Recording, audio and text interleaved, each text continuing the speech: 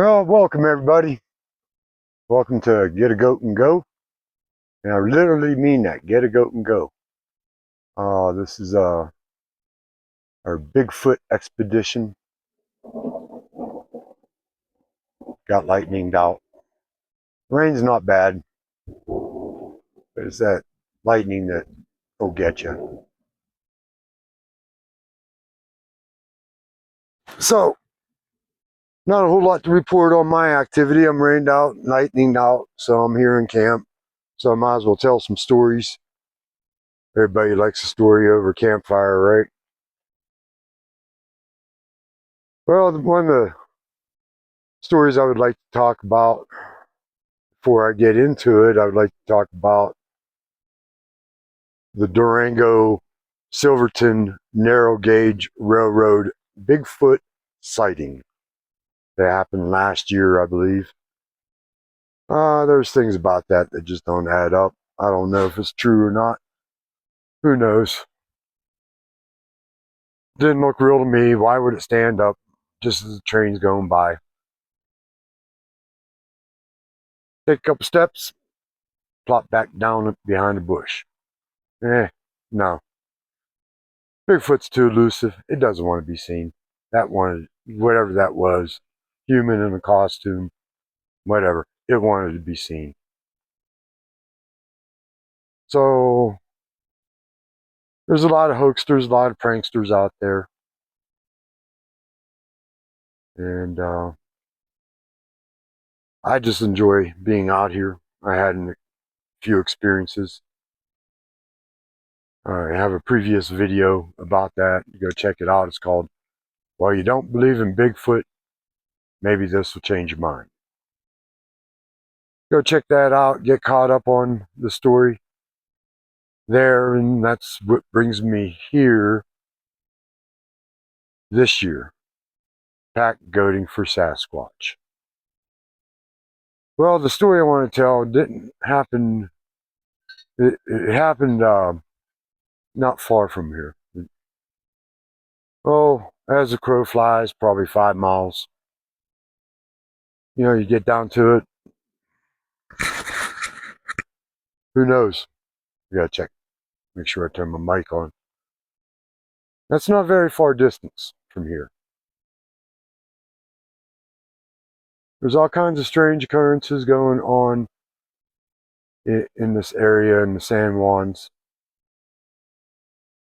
The Pine River Valley has a lot of stories. A lot of weird things going on, UFOs, abductions of people.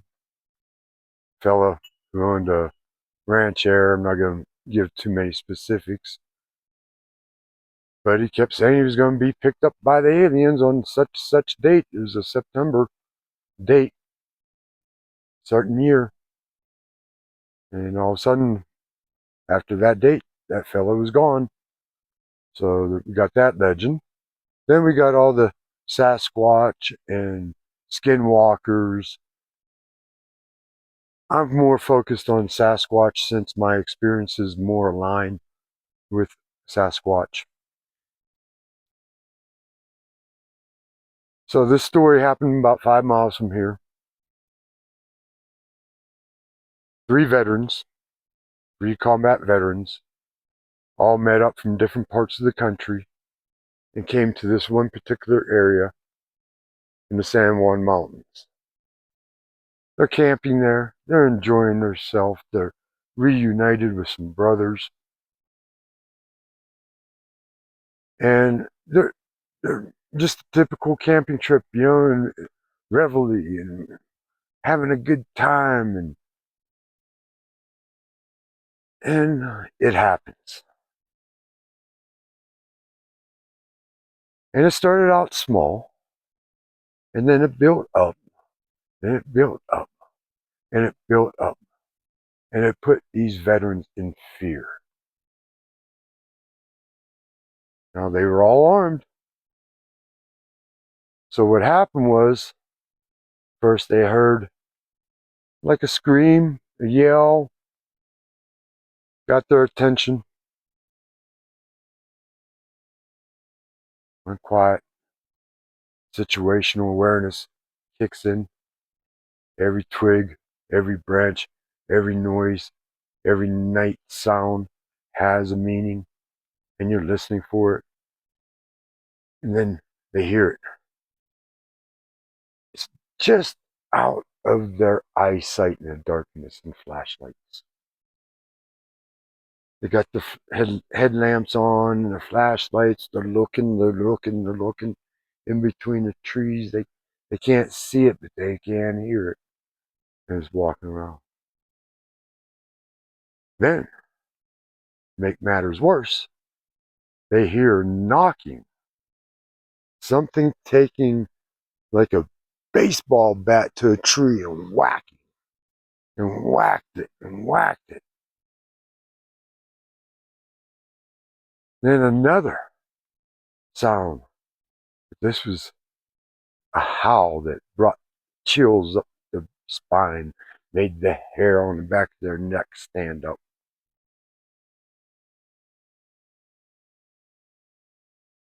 Then the one that's near them gives out the most creepy, scariest sound they ever heard in their life.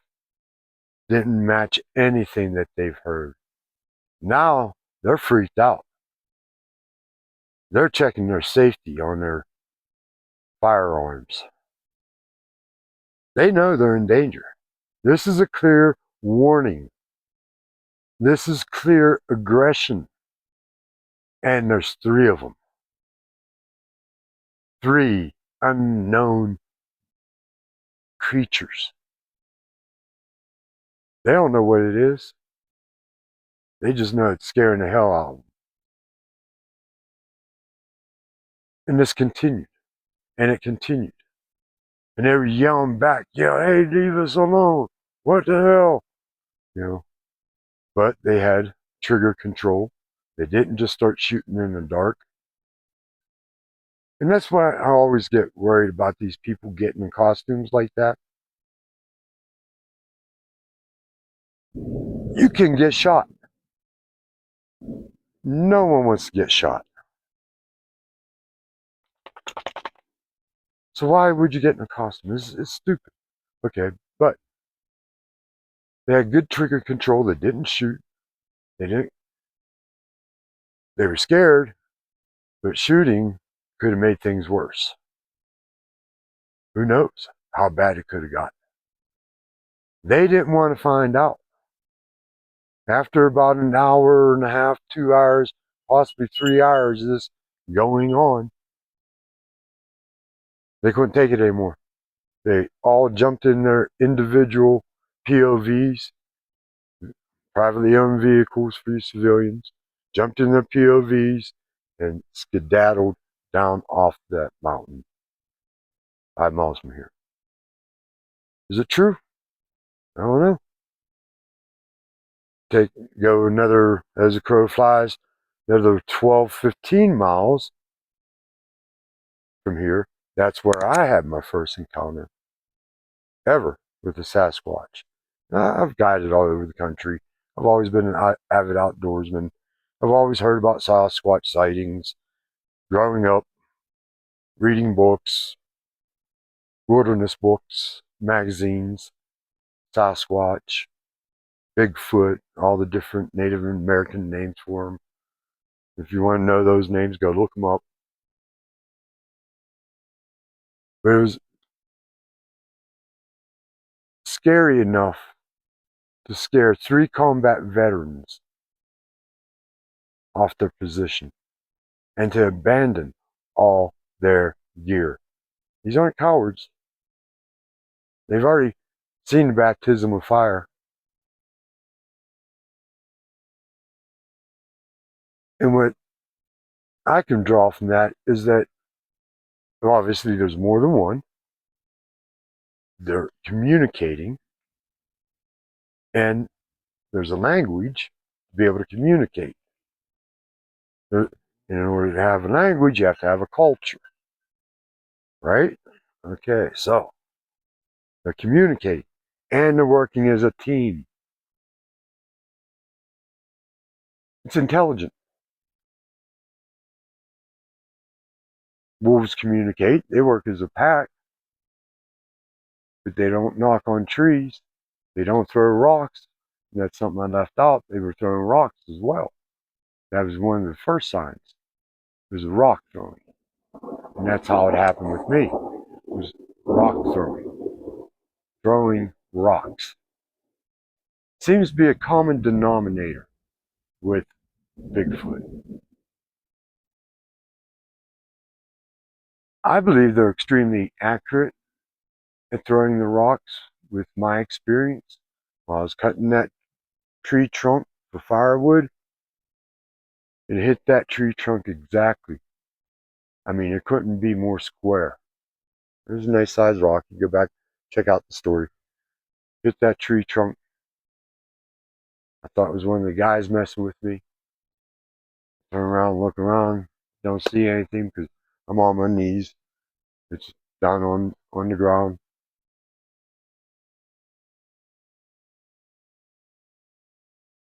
I don't see anything. You know, once is a fluke. Who knows? You hear about stories about in the middle of nowhere, uh, fish falling from the sky. You know, in the middle of some, you know what, military guys in the middle of Kansas in the plains. You know, these are saltwater fish. This is stories of frogs and all kinds of different creatures just dropping from the sky. Well, okay, so look behind me. The two guys, I thought it was one of the two guys I was working with. They were below me working. I knew they were below me working, but I checked and I looked. Yeah, I confirmed. I confirmed. Both of them down there working. One cutting, one rolling. Right? We worked. Two people cutting, one person rolling down to the trailer. Get them as close to the trailer, then whenever we're all done cutting, we gather it all up, put it on the trailer. All right, so, all right, fluke, weird. All right, I got a job to do. Daylight's burning. I don't have time to worry about some tree hugger behind me that might be mad about throwing rocks at me. Didn't hit me. Once was a coincidence, right? And I don't really believe in coincidence. Second time, there is no coincidence. And a second rock hit the same tree trunk that I was working on, hit it and bounced off the other tree trunks that we had down. And about that time, Clint come walking up, and I shut my chainsaw off and stood up. I got a little closer. You can see I'm a little perturbed. He goes, "What's up?" I say, "Hey, someone's throwing rocks at me." "What? Someone's throwing rocks at you?" I'm like, "Yeah, twice. First one I blew off. Second one I can't blow off. Someone's throwing rocks at me." So we both walked up. It was a rise, and there was a big park, flattened out to a big park, kind of went back down a little bit, but it was just clear trees. On the other side of that park was a mix of aspen and pine, and that mountain's called Monument Mountain. And I noticed something go across my field of view in the tree line across the park. Stop, stop, turn around, went back the opposite direction. Stopped, came back to the middle, and that's whenever it just gave me a full-on look like this. So all I could see was from about here up, the upper torso, the shoulders, and the head. Yeah, shoulders. I've seen moose in every position. Don't take that wrong, guys. Get your head out together. I've seen elk. I've seen bear. I've seen it all. I've never seen a bear move that fast from bipedal. I've never seen a bear with shoulders. The bear goes like this. Because the walking in the front. This was bipedal. And it did that maybe 2 or 3 more times. I looked over at Clint. I'm like, huh, hey, what is that? He goes, I don't know. I said, I don't know either. So what do? You eliminate what it isn't. And it wasn't a moose. And that was the first thing I said. Not a moose, not an elk, and that damn sure isn't a bear. Yeah, he agreed with me on what it wasn't. That's a Sasquatch. That's Bigfoot. Look at it. And right about that time, it turned and looked at us both. And I know you've seen what I've seen. Looked at us both, kind of glared at us, kind of knew we were having a discussion. Like maybe he wasn't getting the effect that he's wanting. I don't know. I just don't know. So then he just goes into absolute denial. It's like, no way. It's not a Bigfoot. It's not a Bigfoot at all.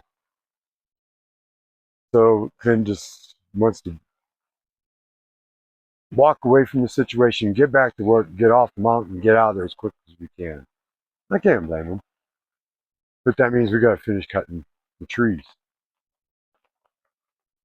I said, hey, why don't you stick around? Let me get these trees cut up, you know, and kind of watch my back here. He's like, all right. And he started rolling it. So nothing happened after that. So he didn't have my back. But I tried to talk to him about it a few days later when we met up again. He didn't want to discuss it, didn't want to talk about it, just wants to live in denial. That's fine. I'm not going to push it. I thought it was cool. I wanted to talk about it. I was like, dude, why didn't you want to talk about it? So that was my first encounter. Then I was selling firewood up in the National Forest Service areas where it's primitive camping. And I ran into a lady. She was all strapped. I mean, she was ready for business. And she wanted to buy some firewood, and we got to talking, and we all just kind of hit it off right off the bat. She's just a no-nonsense woman, a bail bondsman out of Farmington, and she go after the bad guys and arrest them, take them in for breaking bond, bail. Boy, I got a big temperature drop. Probably just dropped 10 degrees right there. So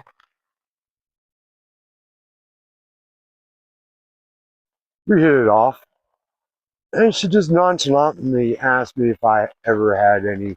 No, it was her husband that asked me. I want to say their names, but I'm not going to say their names. He asked me, "You ever have any Bigfoot sightings around here?" I'm like, yeah. Really? So I did a little poking and prodding. It's not something that you just blurt out. Hey, guess what? I saw Sasquatch. Da da da da da da da. Yeah. No. It's like, yeah, I've had a sighting and I'm a believer. Because that's interesting. My wife had a sighting too. I'm like, you? She goes, yeah. She goes, before that day, before that night, if you would have talked to her about Sasquatch, she would have told you, you need to be locked up in a padded room in a straitjacket. You're insane. You're crazy. There is no such thing as Bigfoot. Yeah, I got it. Head moving. Until that night. she said. Her husband works in the oil field. He flew home. She was going to the Durango airport to pick him up. There's a dip in the road. Many of you might know about it. She came down that dip, came up and back up. As she came up, her headlights came up on an elk that was standing in the middle of the road. That's normal. But what was standing in front of it, screaming back at the elk as the elk is bugling, is a Sasquatch. And just as her headlights came up to its eyes, and the headlights lit up its eyes, it took 2 steps and was gone. And the elk is scrambling on the road trying to get traction. And before, she said about 4, 5, 6 steps, it finally went. And she like stopped. Then she realized she was stopped. And then she hit the gas and boogied on out of there. Gone. All shook up. Couldn't wait to tell Tito. But the bad part is they had to drive back. But she had her husband. And they were armed. And nothing happened. So that was the end of that story. Take it for what it's worth. You know, I can't discount everybody's stories, especially people like her. That's a credible story. We're in that range. You know, who knows? Who knows the range and territory of a Bigfoot? It could be 500 miles. It could be 1,000 miles. You know, this Bigfoot, I'm going to start a different video for that. In fact, I did one already, so I might just do a fireside one. I'm a little more comfortable right now. And, no, I forgot what was it. Doggone rabbit holes. Too many rabbit holes. Yeah, you just can't discount people, especially people like that. Just too much credibility. And her conviction about calling people insane is horrible, you know. But true, you know. What else you gonna think? All right, it's coming down. You probably better hear me. Later. Get a goat and go, and you're gonna get wet. Hey, just ask Jeff, the geologist. You're gonna get wet if you get a goat and go. Check out his channel. Ask Jeff, the geologist. He's a great guy. Funny as hell.